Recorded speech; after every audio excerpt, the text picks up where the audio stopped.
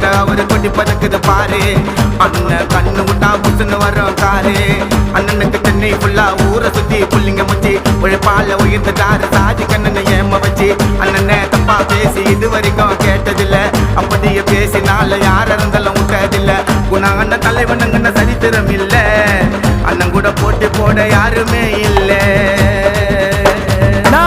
அப்புறம்னா வந்துட்டாரு டிஎம்கே உள்ள